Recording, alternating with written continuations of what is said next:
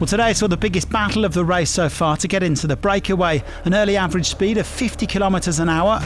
Matteo Jorgensen was among the riders caught up in this crash, and while the American was okay, Raul Garcia Pierna, sitting 14th overall this morning, was forced to abandon. After several more attempts, the GC riders were suddenly on high alert as Vingegaard attacked with Victor Campenaerts. Visma Lease Bike once again looking to catch out their rivals.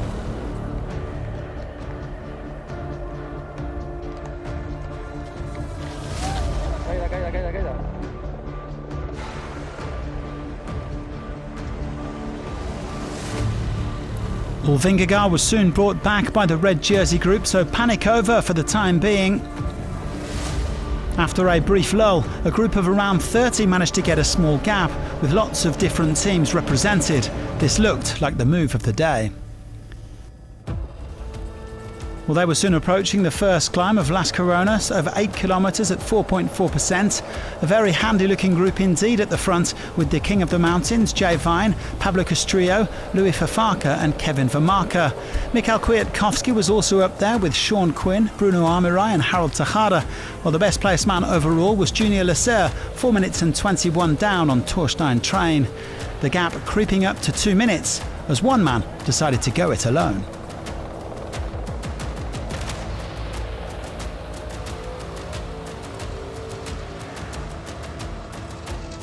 Well, Vine setting off in pursuit of Romo as they approached the summit.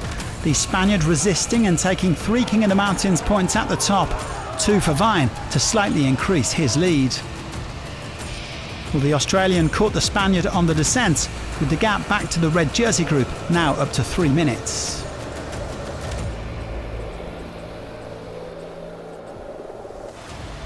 Well, Vine and Romo were soon caught by 6 more riders: Castrillo, Bernard, Ryan, Asparan, Conchi and Balderstone, and it looked like they would be going for the stage as Bahrain Victorious weren't chasing too earnestly in the bunch. Vermarker and Alex Segart also made it back to the front before the intermediate sprint, so 10 riders now in the breakaway. And Segart even decided to anticipate going solo before the final climb.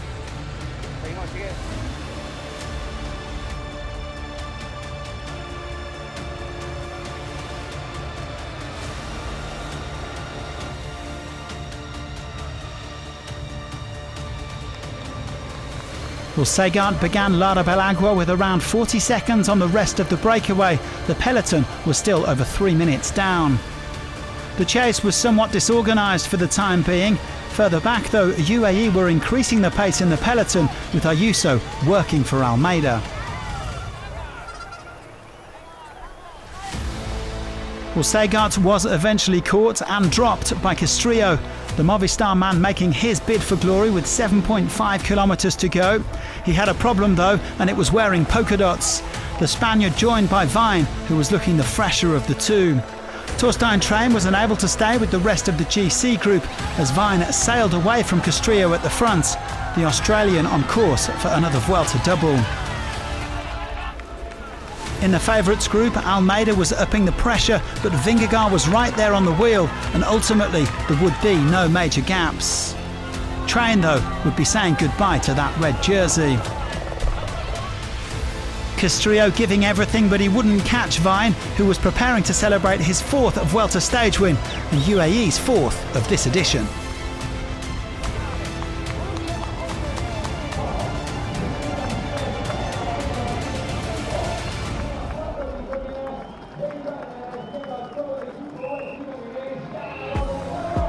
For the second time at this Vuelta, Jay Vine proved the strongest man in the breakaway, and the King of the Mountains was in a league of his own on the final climb. The 29-year-old doubling up just as he did in 2022 on another good day for UAE. They were lively throughout, even if Almeida wasn't quite able to drop his rivals in the final. In this sport, success has to be earned.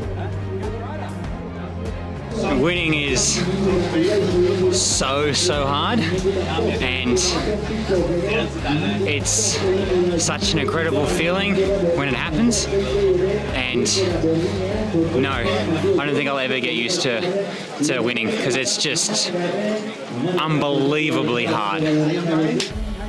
Vine taking his 11th career win by 35 seconds from Castrillo, with the GC Group at 1 minute 05 and Træen at 2 minutes 08. Vingegaard is therefore back in red and leads the race by 26 seconds from the Norwegian. Almeida and Pidcock are both within 1 minute of the Dane. Not much action at the top of the points classification today. Mads Pedersen still has a 9-point lead over Ethan Vernon. Well, Vine has tightened his grip on the polka dot jersey.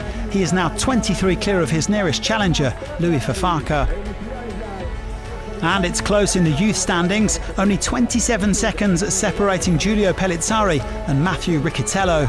Tomorrow we'll enjoy a mini classic around Bilbao. Join us for that on Wednesday, and thanks for watching.